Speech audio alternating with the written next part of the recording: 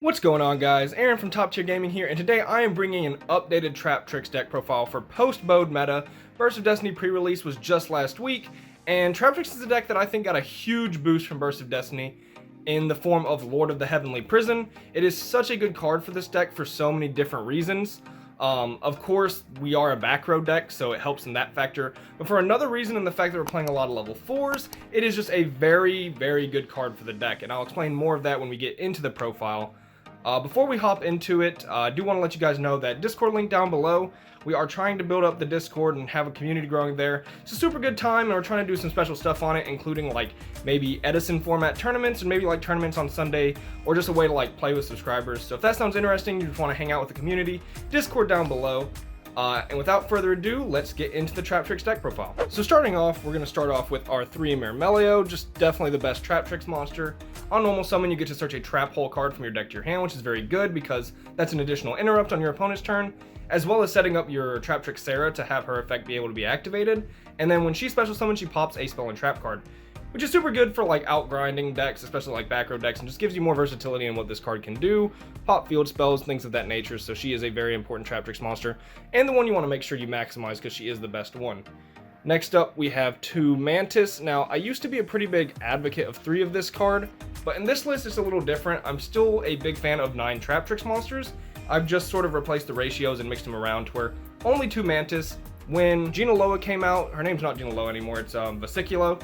She got like the biggest buff because she essentially is now a free rank 4 in like the weird grind matchups. So she's a lot better, but I still think only 2 is necessary, especially in this build. 2 Dionaya. Dionaya is just like super good as like your follow-up play. She's a free rank 4, as well as her special summon effect is very, very good to like reset your trap holes and just keep the grind going, because you are playing a very snowball heavy strategy where you just try to outgrind your opponent, end up on more resources, and hopefully OTK on like the 2nd or 3rd turn. Well, OTK is a strong word, but whittle down their life points and then, sort of swing. Then we are running 1 Atrax, and this is something I haven't played in a long time. In fact, if you check a lot of my old Traptrix lists, I'm not running the Atrax.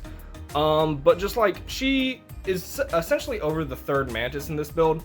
I just think with like with Drytron being like a super good deck, and with Dragon Link still running around, Atrax is so good because if you just summon her, you can like use all your trap cards without worried about them getting like negated by Heralds or Horload Savage, and she's just really good with a bunch of different cards in the deck. She can be just super blowout, and she also makes this one of the only trap decks that has built-in protection against red reboot, which I find to be super powerful. She can end up being one of the best Traptrix in the decks, and I just wanted to run her in this list especially.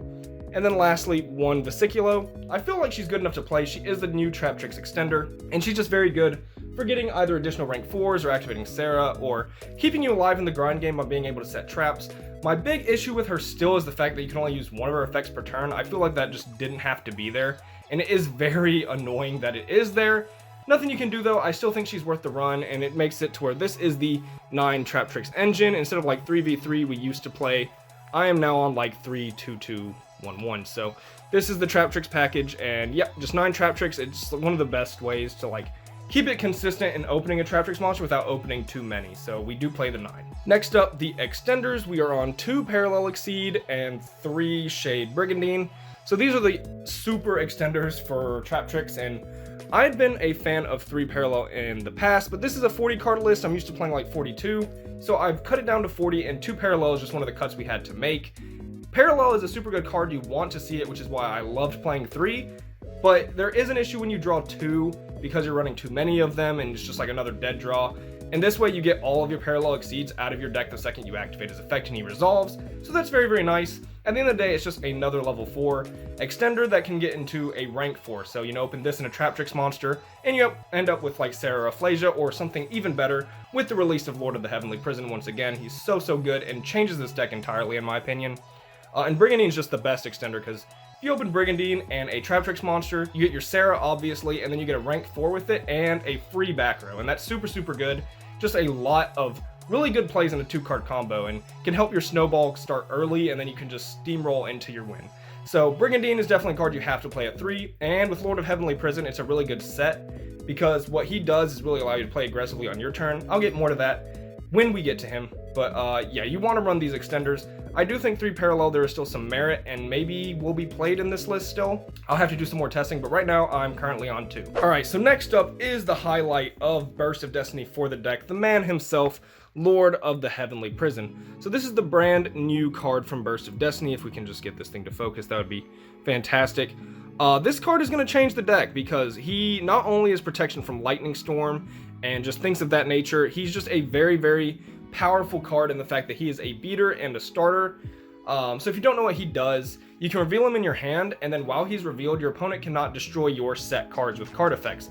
Again, this is for protection against Harpy's Feather Duster, Lightning Storm, Twin Twister, Mystical Space Typhoon, like Nightmare Phoenix. He protects you from all of that, which is phenomenal for a trap deck. Besides that, if you activate a set spell or trap card while he's revealed, you can special summon him and then set a spell or trap card from your deck, and it's banished during the next end phase. This is really good because not only can it set like really powerful traps you can use on your next turn, but it can also get you like consistency cards like Pot of Prosperity, or cards to go very aggressive on your next turn like Shade Brigandine, who you don't have to worry about getting banished because you're going to make a rank 4 with it. Just a super powerful card, and it also changes the side deck of this deck. I'm not going to be showing a side deck in this video because there is still work to be done on it. Cards like Eradicator Epidemic Virus got a huge boost because of this card being dark, but he's also rock, which is very, very important because now if you're a trap deck playing rank 4s, you get a huge boost in the form of Gallant Granite, which I'll get to in the extra deck.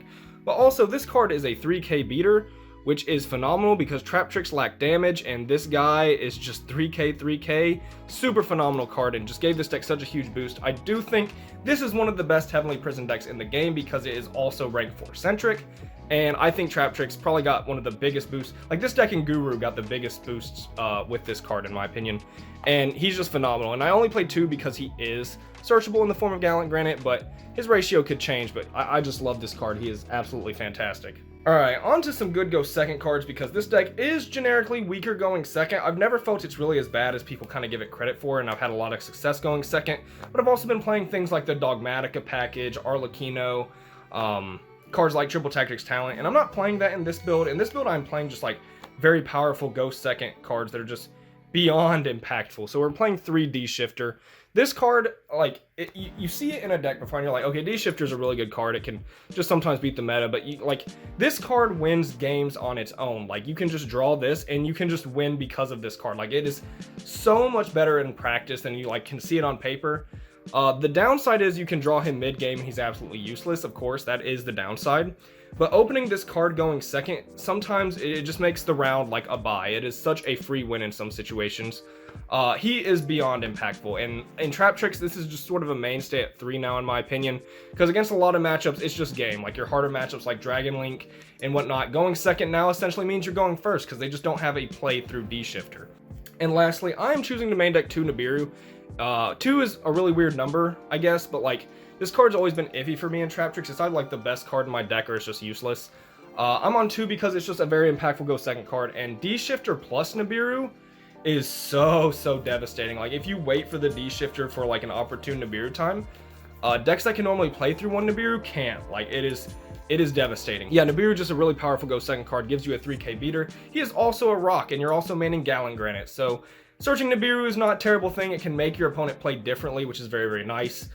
Even if you don't plan to like summon the Nibiru, them knowing you have it forces them to play different, and if they play like super aggressive into it, you like know they have cross out, which is interesting.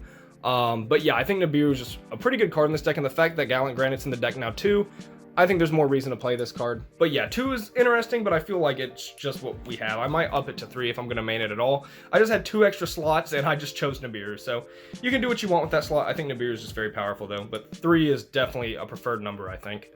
For spells, 3 Prosperity. This is the only spell I'm running. I'm no longer running Utopia Double, despite my, love for that card in the past. I just don't want to have to play the brick if it's unnecessary. It doesn't help you go second, or well, that's not entirely true. It is a win button going second, but drawing double or nothing doesn't help you go second. And I was just tired of seeing the card. It also frees up some extra deck space if you're not running the double. So yeah, this is my only spell, and Prosperity is just the best card in this deck because your deck not only wants to see a Traptrix monster, of which you only run 9, so this helps you find your Traptrix monsters, but it also helps you find your 2-card combos. Like, you want to see Traptrix monster plus either Brigandine or Parallel, right? Or you want to see Lord of the Heavenly Prison to get your cards, or you want to see something like Imperial Order. So it's just absolutely fantastic at finding your very important cards. And also, if you see Heavenly Prison with no Traptrix monster, you can then set Prosperity off of him and then use it your next turn to find a Traptrix monster. So this and Lord of Heavenly Prison gives such a huge boost to consistency, and Prosperity has just like always been my favorite card in Traptrix specifically. Like, I still think it's one of the best decks for this card, and you know, it's been a long time since Blazing Vortex came out when I initially said that, and I still think it's the case. So my opinion hasn't changed on how good Prosperity is in this deck. Alright, now onto the trap cards. We're going to start with the trap holes because they are sort of the namesake for this deck. I mean, like, you have to be running trap holes in your Traptrix list. I am playing 1 Floodgate trap hole, 1 Time Space trap hole, and 2 Gravediggers trap hole. So Floodgate is still generically like the best one in my opinion, because it's not only like an interrupt, but it also helps you protect Sarah, which is very, very important. You don't want anything to happen to Sarah because she is essentially your whole deck. Still to this day, even with all the additional support, you just want Sarah to survive. I do like the addition of Time Space. Time Space, I always try to play 4 trap holes if I have the space, and 2 trap holes that stop summons are very, very good. And particularly Floodgate and Time Space is my favorite, especially against a card like Red Eyes Dark Dragoon. And then Gravediggers just generically, I think, the most powerful outside of like Floodgate helping Sarah, because it stops hand traps, it stops just like really broken card effects in Graveyard. It really helps in like the Elvish matchup because Gravedigger hurts him pretty bad. But also the 2,000 points of burn damage is very, very nice because it helps you get closer to the kill, and Traptrix can kind of struggle with damage. Alright, next up we have the best trap in the game. We have Solemn Strike. I mean, this card's just so broken going first or second. It's just one of the best traps in the game by far. I used to not like it in my list, but in the recent history I've been playing it because, you know, it is a counter trap, so it doesn't work with Sarah, and that used to be a big problem for me, but I was also running less traps in those builds, so Strike is just too good, especially in combination with other traps, because it allows your traps to be good going second, and it's also phenomenal going first. And then, of course, to pair with our Solemn Strike, we have 3 Torrential, definitely the most blowout trap hole, period. And it just works really good in this deck because your Traptrix monsters are generally unaffected by trap cards. Well, Sarah and Rafflesia are unaffected by trap cards, and if Rafflesia's on the field, then your other Traptrix monsters are going to die to Torrential either. So that's very, very good. So like, say you get Sarah, Rafflesia, and Atrax, your Torrential doesn't touch your board at all, and your opponent can't respond to it, and it blows up theirs. And that's just amazing for the deck. Torrential is very good in this deck for that reason. It is also a normal trap that procs Sarah, so that's very, very powerful, getting all your extra effects, like Torrential blows up their board for like a +3, and then you get a +2 off of it. That's insane, and it's just, Torrential is such a good card, and we're maximizing at 3 to go with our Strike for additional support going second. Next up, we are playing 3 Compulsory Evacuation Device, and this is something that I've always thought was good, but I kind of played Infinite Impermanence over, which I'm not playing Imperm in this deck because I'm playing the most impactful go second hand traps in my opinion. And Imperm has always had a struggle in this deck while conflicting with Brigandine, and that's always been the thing, is like Imperm Brigandine is just so terrible. And Compulse has been something I've always wanted to play but never had the space. And the reason I like Compulse in this deck is not only is it such a good interrupt, being, you know, a card to bounce things that take multiple resources, like your opponent takes 2 monsters to make Verte. Alright, bounce the Verte, your opponent takes 2 monsters to make something. You know, Compulse is multiple resources gone in one card, and not only that, it is a normal trap card that Sarah gets her effect off of, which is great. But the thing about Compulse that I really like is how aggressive you can be with it. Because it is a trap that doesn't, it's not like turn specific and it's not reactive. Like you on your turn, you can normal summon a Traptrix monster, activate Sarah, and then you can just like compulse your own Sarah, which does nothing, but she'll get her effect to special from deck. And then you can make, or you can special another Traptrix monster and then make a rank 4.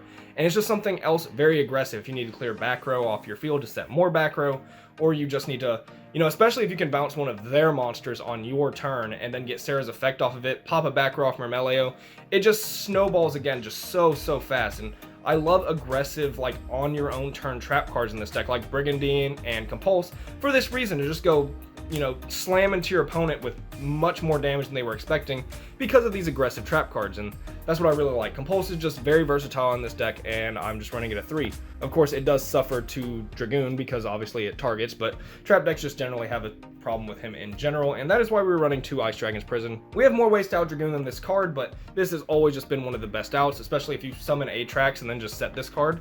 Dragoon is gone, that's just how it is. He can't negate Ice Dragons, which is phenomenal.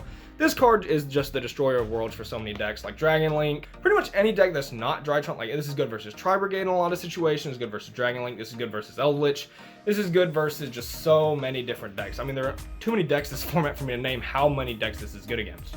But yeah, this is a card that's phenomenal because it's also a normal trap and procs your Sarah, so I only play 2 because it is a once per turn effect, so drawing multiples just makes it a dead card, and you want all your cards to be live, which is why we took out the double or nothing. But Ice Dragon's phenomenal card, definitely recommend playing it as long as Dragoon exists. And then we have Imperial Order. I mean, like, if you're running a trap deck, you might as well play this. We're running 3 spells. There's no reason not to play it. I hope it gets banned, but while it's here, we're playing it. Alright, on to the extra deck. We have the very standard 2 Sarah. I do feel like there is room for a third in a lot of lists, but because we're running Prosperity, the third would always get banished off that, and I just haven't needed to make the third in so long. I'm still on the 2, and what sort of replaces the third is the Kalaria that came out in Lightning Overdrive. I do think this is a, fine replacement. In all of my games since this card's come out, which admittedly is not many because I haven't played Traptrix in a while, I haven't really summoned Kalaria and had her be super impactful, but I've seen her snowball potential in other people's games, and hearing other Traptrix players sort of their opinion on the card is that she's she's all right. She has the games where she's phenomenal and the games where she's just not being summoned at all. Sarah is still the whole deck, if you ask me. And then we're playing the 1 Link Spider because we are running Shade Brigandine, and when worst comes to worst, you have to use Brigandine in parallel to like Link Spider into a rank 4. It's the worst, and I don't recommend doing it, but sometimes you just actually have to, and you need the Link Spider. So starting off with the Traptrix rank 4s, we have the Rafflesia and the Alamaris. Almost said Alamaris first. Our beautiful Starlight Rare Alamaris, always gorgeous, and yeah, she's not a card you make often, but she is always there as an option. She is very good with cards like Torrential Tribute, which I love because you can just steal your opponent's stuff. Cards like Ice Dragon's Prison as well. Just fantastic to be able to steal your opponent's things, but most of the time she's just an extender to get another Traptrix effect and possibly make another rank 4. She's also a Traptrix name to where you can make her turn into Sarah if you open her with like Alamaris or something, or with Parallel Exceed, and that's pretty good. Most of the time you're just making Rafflesia though. Every single game you're trying to make Rafflesia.